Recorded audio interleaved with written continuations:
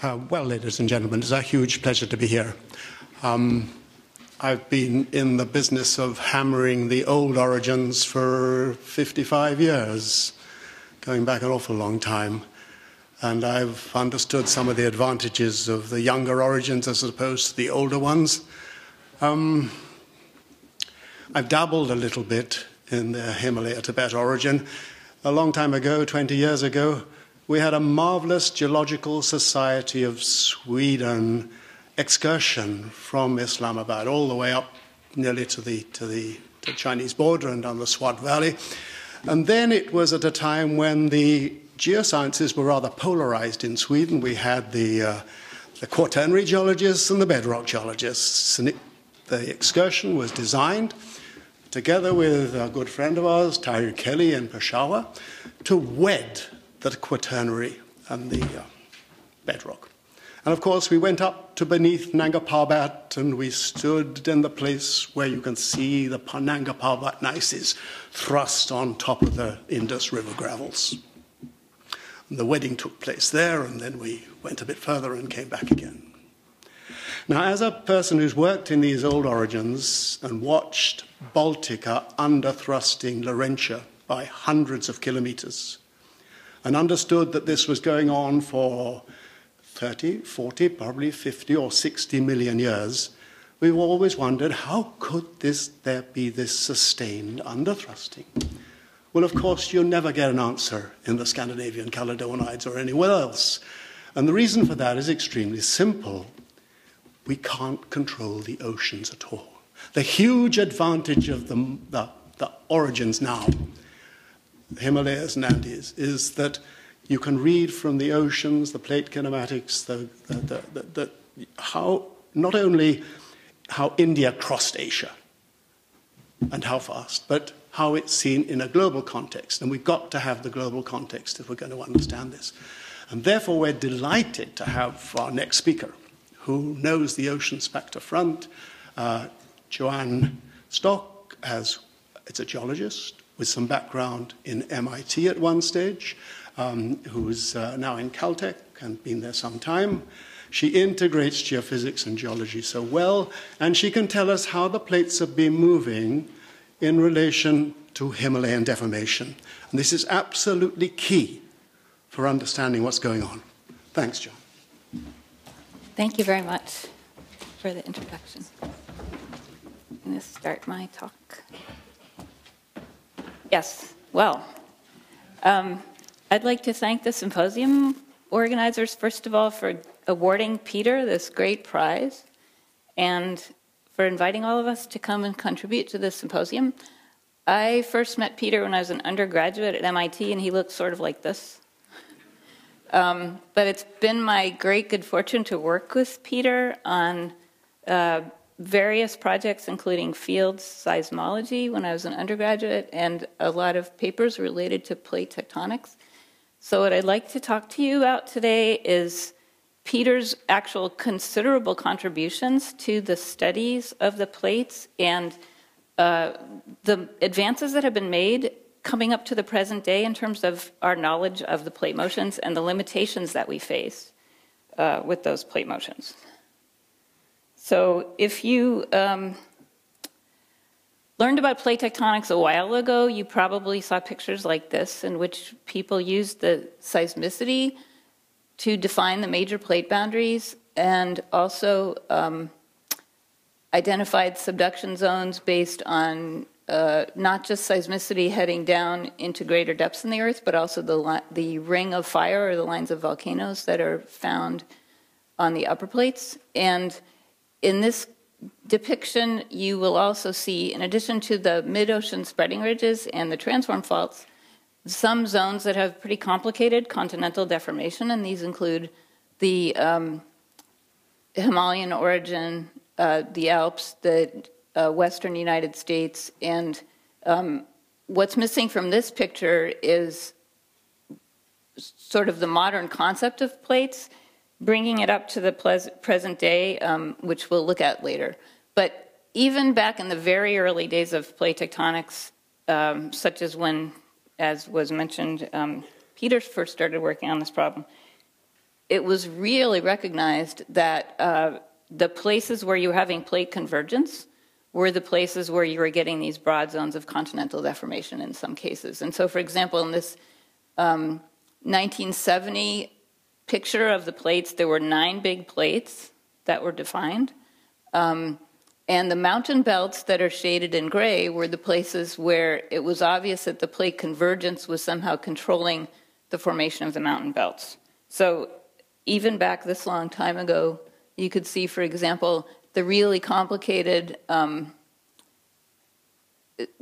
places like the Andes. You had plate convergence. You had relatively simple plate margins at the mid-ocean ridges. And we still use that concept today to figure out the history of what the plate motions have been, although with a lot more detail than was possible back in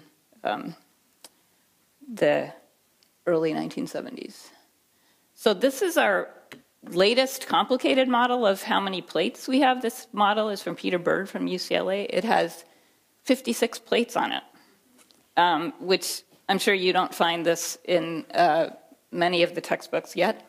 But the important thing about this model is that you can see some plate boundaries that are still relatively narrow. These are the ones in the oceans between, for example, Pacific and Antarctica and Australia, here in the Central Atlantic. There are plenty of plate margins that are diffuse, that are shown in this Hatchard area, symbology, including the Alpine Himalaya collision zone. Some diffuse areas in the Western North America, and these two, and also in the oceans, in between North America plate and South America plate. We know these are 2 separate plates because they have different spreading histories at the Central Atlantic Ridge and the South Atlantic Ridge, but you can't really find a good boundary here. And then there's also a variety of models for what's going on with this plate that was originally thought to be 1 plate between India and Australia. Now it's like 4 or 5 different plates, we'll see in the latest model. So what I'd like to do is first walk you through the kind of data that we use for reconstructing these plates to help us see what we really know and what we do with the information coming from these relatively rigid boundaries at the mid-ocean ridges and the transform faults, and then move on to applying that to some of these zones of continental deformation, the other one here, of course, being the Andes, the Altiplano, Peru, and southern central Andes convergence zones. So 56 plates. We can't use most of these, but we'll use the big ones. And I'm sure everyone's seen these models for how we reconstruct the magnetic anomalies at the mid-ocean ridges. As spreading happens at the mid-ocean ridge, the basalt that's erupted gets magnetized according to the magnetic polarity of the seafloor, so it could be normal or reversed. And the last 4 million years of spreading history is schematically shown here. These anomalies are labeled Jaramillo 2 and 2A, and they have a theoretical shape that can be calculated for a particular latitude and ridge orientation. This is the barcode of what the spreading history would have been. And in reality, the observed magnetic profiles might be much messier than this theoretical profile. I'll show you some actual data, but we use this kind of information both for the modern plate motions and for calculating the past plate motions. So now we're going to look at some real data. Okay, this data again concentrates on the modern ridge crest and the anomalies very close to it. So here's the central anomaly, here's Jaramillo, and this is Cron 2 and part of 2A. This is from 16 degrees north on the East Pacific Rise, and we use the bathymetry, which is shown here, and the magnetic anomalies, which here is shown as a detailed grid that was collected in this region, to get at the shape of the magnetic reversal boundaries. So here's the central anomaly, here's Jaramillo, and try to use this to do the plate reconstruction. As you'll notice, the actual data for the central anomaly doesn't look perfectly like the schematics that you see in the textbooks for, school children. But and similarly here, between this ridge crest and this ridge crest, we have this transform fault, which is also not a straight line. It's got, bathymetric variation in it. This is what's used to get the modern plate motions would be many, many profiles like this. And many, many studies of various transform faults. And these are put together along with other data, including the satellite radar altimetry that gives us the geoid, which can be used to get gravity anomalies, which also reflects the shape of the transform faults and seafloor topography. Earthquake slip vectors, which are not used as much now as they used to be, but they're still used in the latest models. This example picture is the model Morvell, which is from Demetz et al. From the year 2010. And they in this model, they have 20, oops, sorry, I went the wrong way. They have 25 plates in this model. They don't have 56 plates. So the 25 plates are shown here on the screen. So here's Eurasia compared to some of the previous plate models. India plate is separate from one called Capricorn plate, Australia plate, Macquarie plate, and then there's zones of deformation, diffuse deformation in the ocean in between.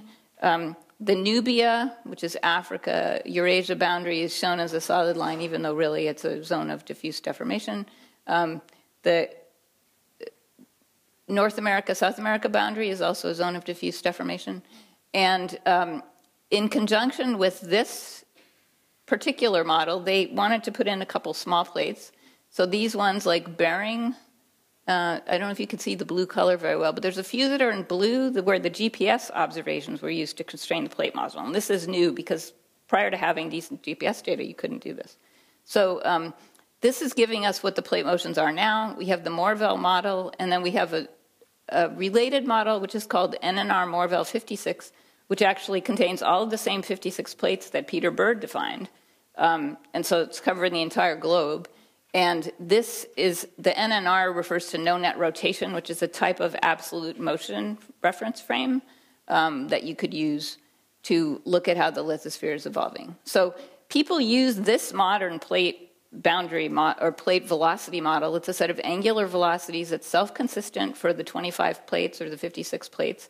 They add information from the gravity field, the earthquakes, and the seismic velocity imaging from seismic tomography to come up with observations that can be used to test models of modern active geodynamics. So this is important for modern understanding of what the constraints are for the mountain building. For the past plate motions, what I'm really interested in, I think what we're interested in for the Himalayas is how can we look at what the past plate motions were to compare that to the geology? And what kind of geology do we want? Well, ideally, we want really, really detailed reconstructions of how the mountain belt evolves through time. And so this example that I'm showing you is from Long et al. From Tectonics a couple years ago, where they did a shortening calculation for the Bhutan thrust belt, where here, this is India on the left side of the diagram, and this is what it looks like today. And they deduced from the geology all of these complicated structures that resulted from the deformation. And they also used not just the mapping, but also Argonne geochronology. And they sort of reconstruct this back to what it looked like geologically back at the beginning. And what this cross-section would have looked like, this is all on Greater India, would have been something like this, and then here's the edge of it, and it continues over to this part. Okay, so what we're going to look at is the geologic interpretation of how this changed with time. This is also from the same Long et al. Paper. It's coming up here. And so they restored this in pieces going back to its initial length. And so right now, the entire structure that they're reconstructing here is 139 kilometers long. That's its final deformed length, right? This is what it would all be once you shorten it up. But as you go back in time and you straighten it back out, it would have looked like this. And so what they could do here is they could estimate how much it got shortened during certain specific times when they had good geological control. And so they could show that it got shortened 113 kilometers, for example, between 23.4 and 20 million years ago. Then it got shortened 54 kilometers in the next 5 million, in another 5 million years here, which means it was actually shortening pretty slowly right at this point. And then it shortened another 167 kilometers in slightly more than 5 million years. And then it shortened 71 kilometers between it and the present. So what you could do with this geology, and we would love to have this kind of thing for all of these mountain belts, but we don't. But anyway, is you can start looking at different rates of shortening. You'd see when the shortening was faster and when it was slower, and when it stopped, like what Peter was telling us. And you could look at how this relates to the rates of plate motion. If we knew the rates of plate motion in this level of detail, we could say, well, is all of the plate motion happening on these structures, or some of it happening elsewhere, or do we have a disagreement between what the rates of shortening are and what the rates of plate motion are? And so this is what's motivating actually a lot of the studies of the global tectonics in the past plate motion history, is to be able to try to compare it with the geology at this level of detail. So what I wanted to do was show you how we actually get at the past plate motions. And some of the things that we do involve new data sets that didn't exist at the time Peter started working on these problems. One of the main useful data sets is the satellite gravity field, which keeps getting improved. New satellites were recently launched, and so the new version of the field is version 21.1. It's at a 1-minute grid size. You can plot it up. You can get it from Scripps Institution of Oceanography and plot it up however you want. So I made this nonlinear color scale to emphasize some features that I thought are important in terms of looking at, you can see the fracture zones here. This is the ridge between South America and Africa. And you can see fracture zones. You can see traces of submarine volcanism.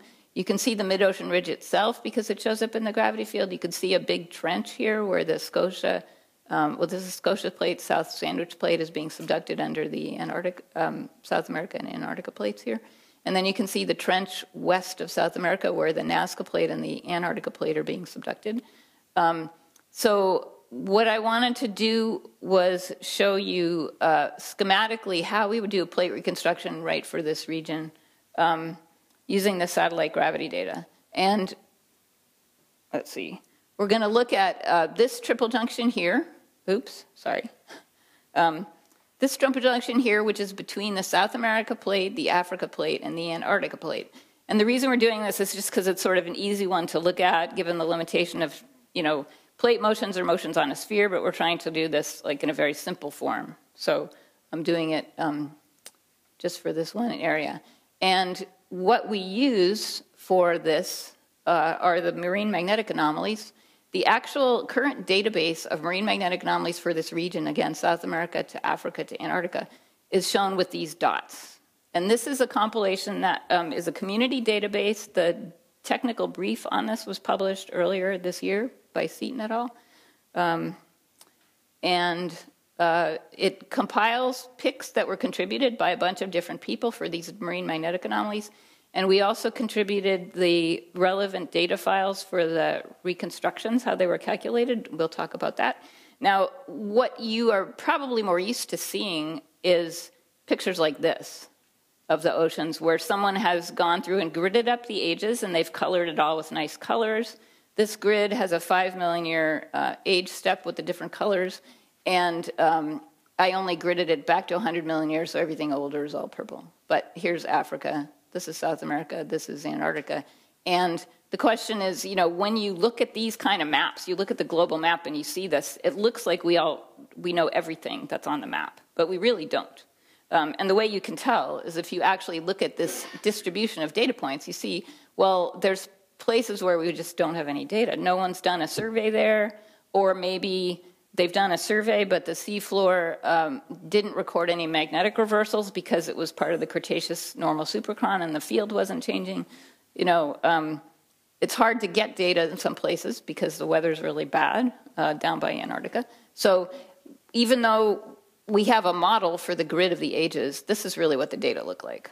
Okay, so just pretend this grid is true, and we'll take a look at how we would do a plate reconstruction if we were using the grid. So here's the grid again on the left. Here's your 3 plates. this is a little picture of if you took away the 5 million year seafloor, so everything between the present time and 5 million years was the red seafloor, it's been removed. And then I would end up with these 3 plates that look like this. And then if I put them back together, it's like reconstructing puzzle pieces. Say if I hold the Antarctica fixed, I can move Africa back to this ridge, I can move South America back to this ridge, and hopefully it would all match up. Doesn't really, because I did this like on a piece of paper, not on the globe. But this is just to show you really what you're trying to get after. And then what we would want to do is we'd want to close up the ridges at 5 million years ago for all of the ocean basins that we could, and we would get a reconstruction of the relative positions of the plates for 5 million years ago.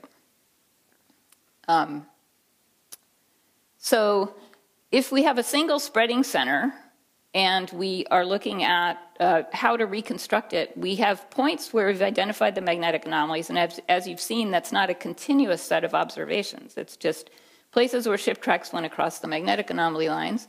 Fracture zones might or might not be continuous observations as well. With the satellite gravity data, we have better data than we used to, but in the old days, before we had satellite gravity data, in other words, prior to like the late 1980s, we just had ship track crossings of those fracture zones, and so we couldn't always know all the points along them very well. So we would match features like this, where if this is a plate that's fixed and this is a plate that's rotating, you would find an angle, you'd find a best fit rotation pole for which you could reconstruct the magnetic anomaly segments and the fracture zone segments back together.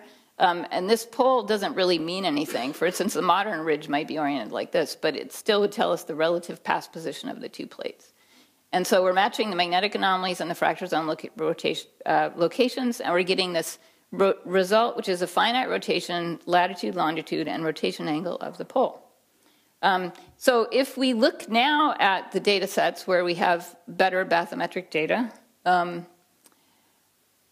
how do we actually fit the 2 sides? And this concept has evolved a bit because when these new data sets became available, we could suddenly see more of these fracture zones than we used to be able to see.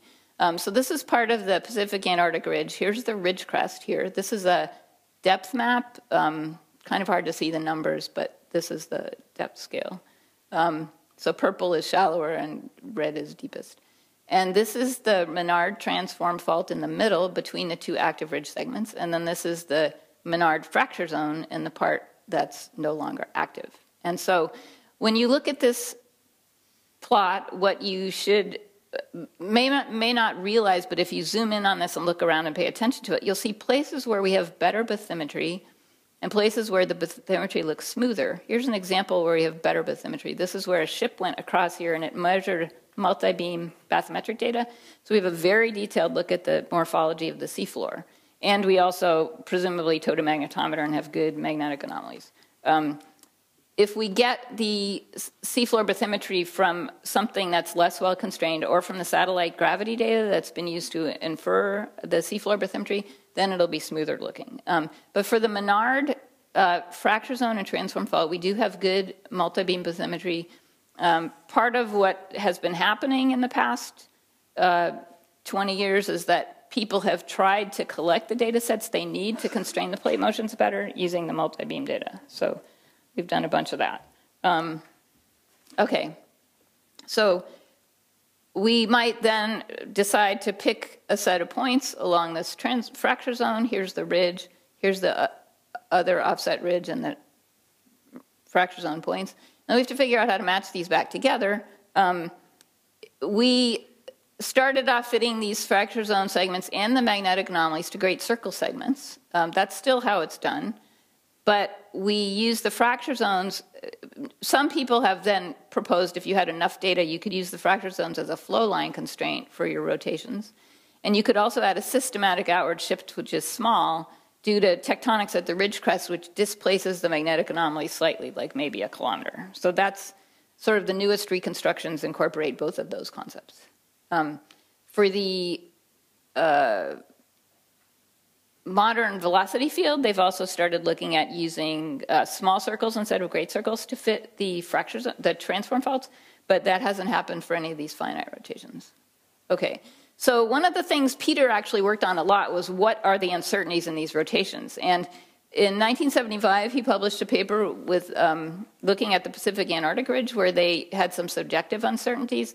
This was followed by him supervising Steve Hellinger, who was his PhD student, who, figured out a better way to parameterize the uncertainties looking at a grid search for the confidence region, and this compares Steve Hellinger's points for the uncertainty region with the subjective locations which were graphed by the circle. Then I worked with Peter on techniques for perturbing the best fit with small rotations.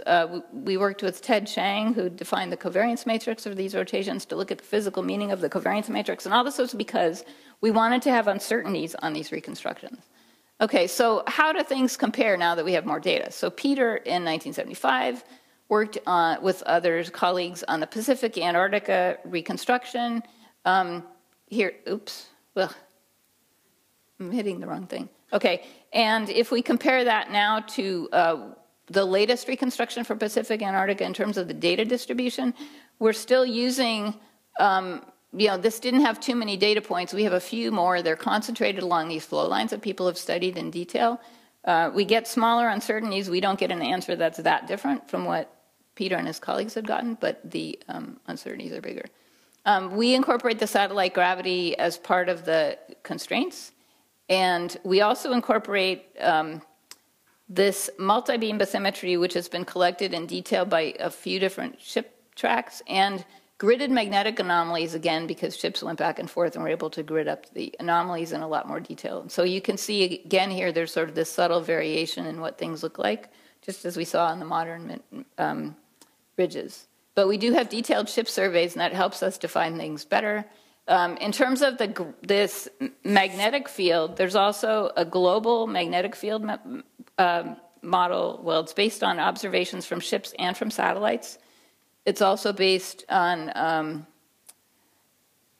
some places on aeromagnetics. And this is South America, here's New Zealand, here's Antarctica. The black zones are places where we still don't know what the magnetic anomalies look like.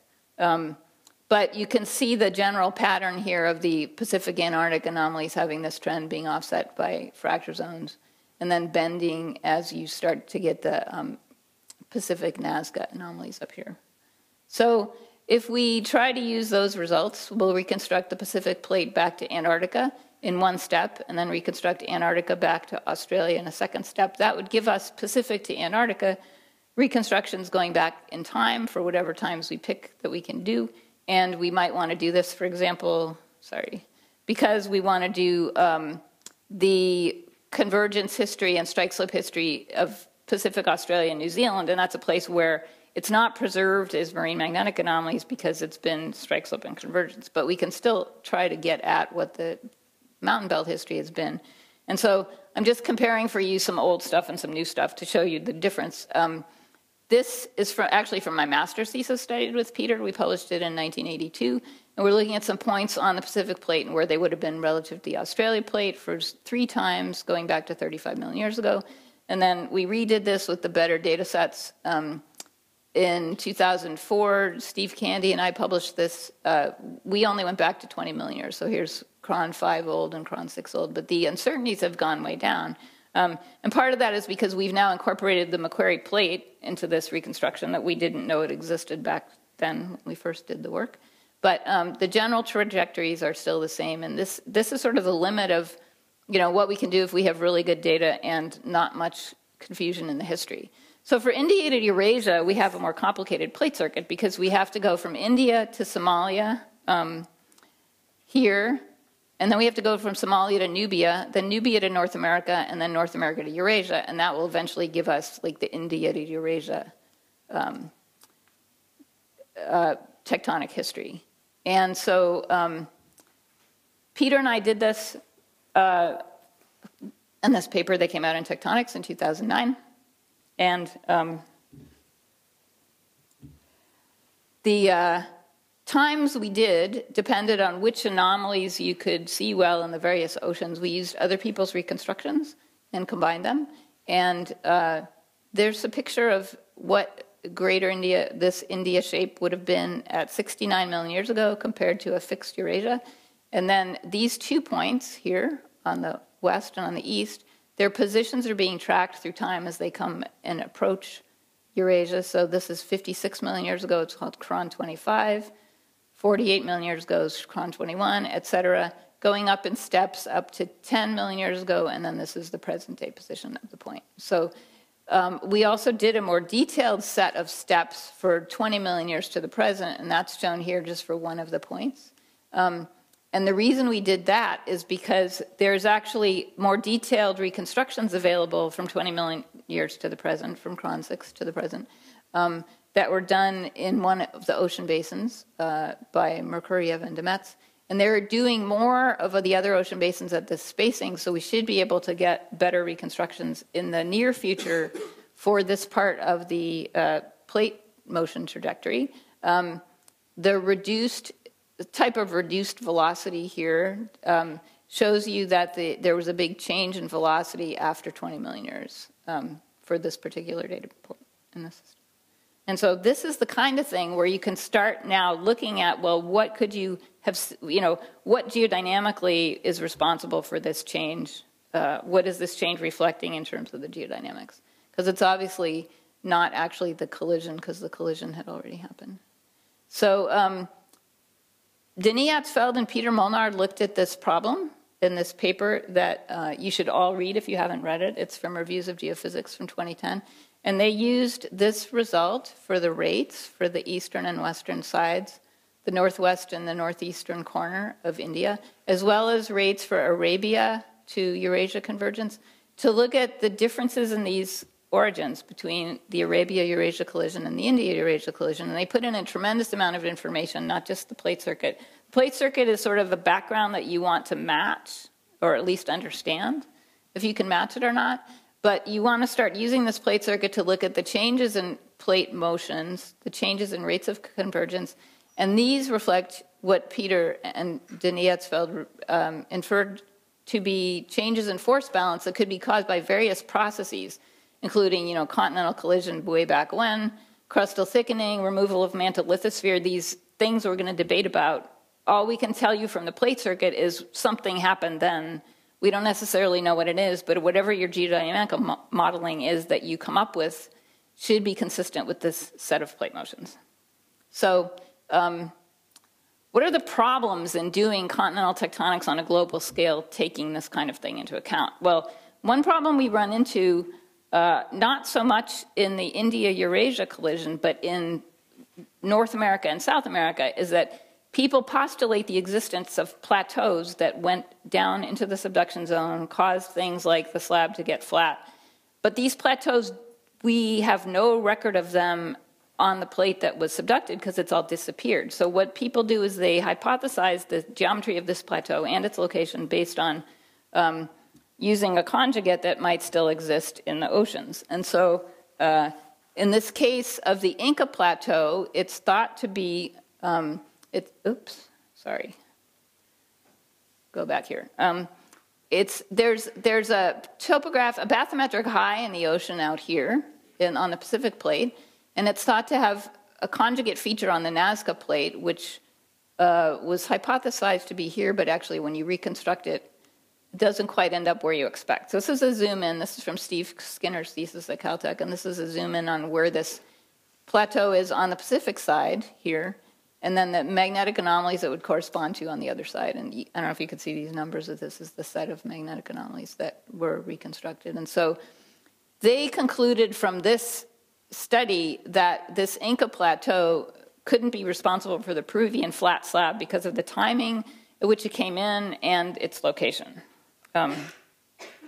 We have another vanished plateau that's big news in Western North America, and this is called the Shatsky conjugate. It's from the Shatsky Rise, which is in the Northwest Pacific, and it's inferred to have come into the subduction zone here like 90 million years ago, and then collided with Western North America, had been too buoyant to subduct steeply, so it ended up causing the slab to go flat, producing various geological changes in the overriding plate. And then, but according to these hypotheses, it continued to subduct, so that once it went down the tubes, you ended up with steeper subduction again. And so this plateau, if it existed, what does it look like? Because we don't have any data. The data we have on it comes from doing some kind of plate reconstruction like this, where you have the Kula plate and the Farallon plate converging with Western North America. This is the North America plate.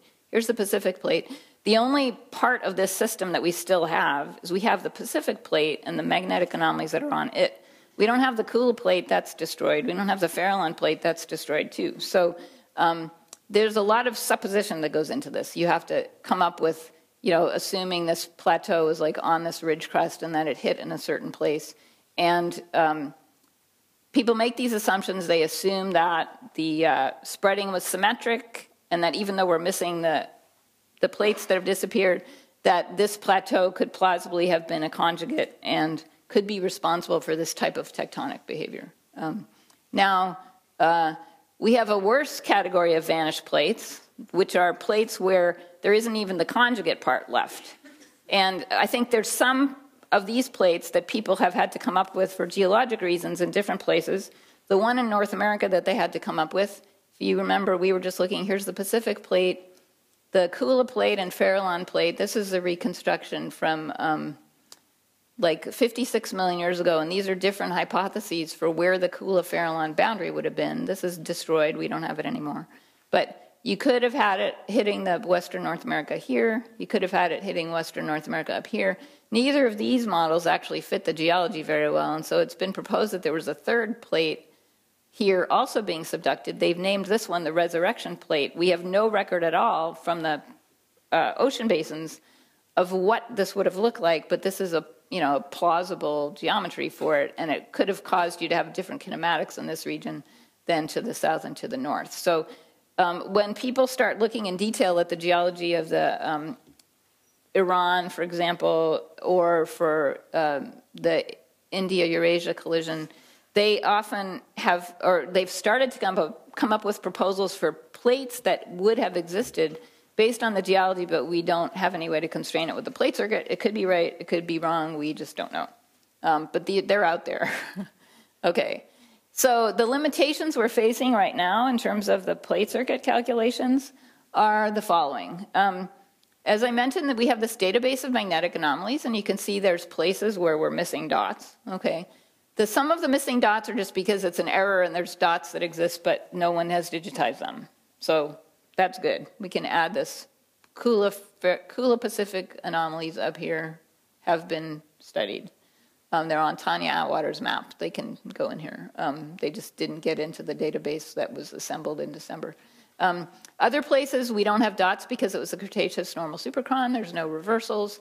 These dots are colored according to age, so you can see they go back to like 150 million years. We have no dots. We're missing dots for a lot of places down by Antarctica. Here's the data coverage again for the South Atlantic. So we can improve on the magnetic anomaly record in places where the problem is just that there's no survey, that we need to survey it. So the other places don't have any dots because it's continental setting and you're not going to get marine magnetic anomalies because it wasn't seafloor spreading. So for example, the Gulf of California is one of those places here where there's no magnetic anomalies and there's nothing we can do about it. And then if you have one side of the spreading system missing, you wouldn't see it on this map, but it would still be a problem for you if you're trying to do a reconstruction.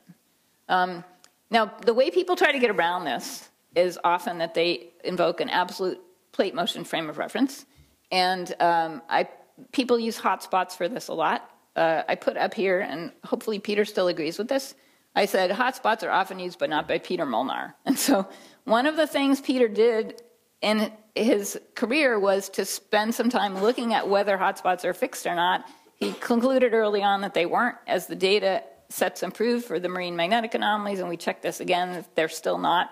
Current thinking is that you have to have the hotspots in relative motion. Their surface expressions are in relative motion with respect to one another, which makes it very complicated to define what you call an absolute reference frame, because you have to decide what to throw out or how to do it, or whether to put in mantle circulation.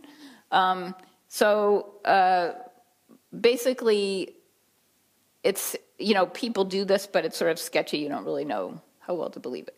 I think for the no-net rotation reference frame, you can believe that because that's a mathematical definition, but that's for the modern velocities, and we can't really do that for the past times because we don't have the entire record for the globe. People also use paleomagnetics to get back in time, and that does help you even though it has bigger errors. So the current challenges that we face, there's a new challenge that just came out, which is this issue of whether we should be assuming symmetric spreading at the mid-ocean ridges. For example, if we want to reconstruct the Shatsky conjugate or the Inca Plateau, and we're using plateaus on the Pacific Plate, we assume, all the people who've done this have assumed, well, spreading was symmetric. Okay, so there's a recent study that came out by Rowan and Rowley this year where they looked at this carefully and they realized, well, the actual Pacific Farallon spreading hasn't been symmetric, where they could see it. Nazca Pacific wasn't that symmetric. If you look at it, you actually accreted more crust to the eastern side, which would be the Farallon Plate or the Nazca Plate, than you did to the Pacific Plate, which means that this assumption of symmetry isn't quite right and your position of your plateaus wouldn't be quite right. The magnetic anomaly database is still not complete, but we'll keep working on that to the best of our ability. Uncertainties in the rotations are still often ignored. And so one reason why I didn't use anything from G-Plates, which is a publicly available product that's great for making pictures of things in the past, is that they don't right now have any way to show you what the uncertainties are. And so people go through and use G-Plates and they say, oh, I get this result. And you don't know if it's really true. But they are going to be working on incorporating it in the future. And then the big problem, of course, as we already heard, is that oceanic plates don't stay around forever. We're stuck with what we have right now, and we can't tell if these old plates were there or not because they're gone, and we have to look in the geology to try to infer their presence. So I would like to end this with hopefully not a too embarrassing photo of Peter. He's here, in case you didn't recognize him. And these are people who were working with him in Afghanistan in 1976. I wasn't involved in this. I wasn't even a student at MIT yet. But Steve Raker, who you've heard of his work, he was one of Peter's students. Lucille Jones, who's right here, was another one of Peter's students. And I'd like to thank Peter on behalf of myself and all of his other students for all the great mentoring and guidance he gave us as we did our various science projects. Now, Kniatsfeld told me, and you have to ask Peter if this is really true about this picture, because, like I said, I wasn't there. He said they had to buy a bunch of food to take to the field, and that the Americans went off to some store and they bought a lot of peanut butter. And then the French went off to a different store and they bought wine. So I guess then they were paired together in the field, and like Lucille Jones was with Otzfeld, and she was surprised at his choice of food, but I guess it worked out really well. And I think you're going to have to ask Peter more details because I didn't tell him I was going to show you this picture, and I don't know what he thinks of this. But anyway, I would like to thank you very much for your attention, and I guess it's time for questions if you have any. Thanks.